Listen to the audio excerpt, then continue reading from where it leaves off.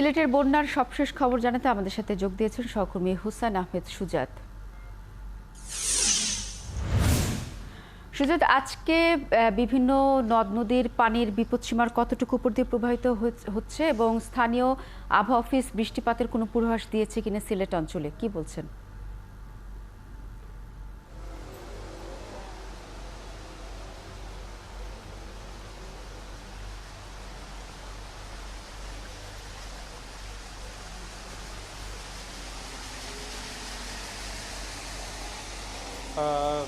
দেখুন শ্রাবণী, আজ কিছুটা কমতে শুরু করেছে সুরমা এবং কুশিয়ারা নদীর পানি, তবে এখনও বিপদসীমার উপর দিয়ে প্রবাহিত হচ্ছে। সিলেটে এই মুহূর্তে সুরমা নদীর পানি শহর এলাকায় 10.81 সেন্টিমিটার উপর দিয়ে প্রবাহিত হচ্ছে, যেখানে বিপদসীমা হচ্ছে 10.80 সেন্টিমিটার। এবং এই পানি কিছুটা কমাতে, যেখানে গতকাল ছিল সুরমা নদীর পানি 10.86 সেন্টিমিটার, কিছুটা পানি কমাতে এই মুহূর্তে শহর থেকে কিছুটা পানি নামতে শুরু করেছে।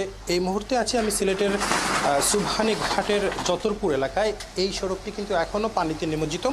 এখানকার স্থানীয় যারা বাসিন্দা রয়েছেন তাদের সাথে আমরা কথা বলেছিলাম, তারা আমাদেরকে জানিয়েছেন যে এই মুহূর্তে এই এলাকার পানি কিছুটা কমেছে। আবহাওয়া অফিস বলছে যে আজকে বৃষ্টি হওয়ার কিছুটা সম্ভাবনা আছে এবং আকাশ কিন্তু এখনও মেঘলা রয়েছে। কিছুক্ষণ আগে হালকা বৃষ্টি হয়েছে, তবে বৃষ্টিটা দীর্ঘস্থায়ী হয়নি। তবে আপনাকে আমি যেটা জানিয়ে রাখি যে সিলেটের বৃষ্টিতে কিন্তু সিলেটে বন্যা হয় না। ভারতের চেরাপুঞ্জির বৃষ্টির উপর কিন্তু সিলেটের বন্যা নির্ভরশীল।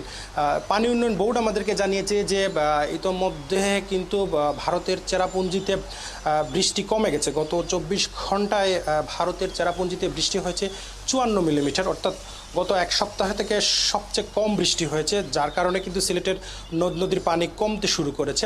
আপনাকে আমি জানিয়ে রাখি যে এই সুবহানিঘাট এলাকা ছাড়াও সিলেটের উপশহর, তালতলা, মাছিমপুর, ছড়ারপাড় সহ বেশ কিছু এলাকা কিন্তু ইতোমধ্যে পানিতে নিমজ্জিত আছে। এবং সুরমা নদীর পানি যদি আজকে বিপদসীমার নিচে চলে যায়, অর্থাৎ পানি কমা যদি অব্যাহত থাকে, তাহলে কিন্তু ধীরে ধীরে সুরমা নদীর পানি কমবে এবং সিলেট শহর থেকে পানি নামতে শুরু করবে। তবে মানুষের দুর্ভোগ কিন্তু মুঠেও কাটেনি।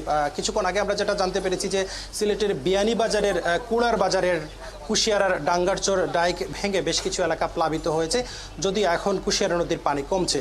তো নদীর পানি যদি কমে যায় তাহলে কিন্তু শহর থেকে পানি নেমে যাবে। শ্রাবণী, আমরা আপনার তথ্য যেটি শুনলাম যে সবচেয়ে ভালো খবর যে চেরাপুঞ্জিতে বৃষ্টির পরিমাণ কমেছে, তবে এখানে যে বাঁধ ভেঙে যাচ্ছে সেটি অবশ্যই দুঃখজনক। আপনি খোঁজ খবর রাখতে থাকুন এবং আমরা আপনার মাধ্যমে বন্যার সবশেষ পরিস্থিতি দর্শকদের জানিয়ে দেব।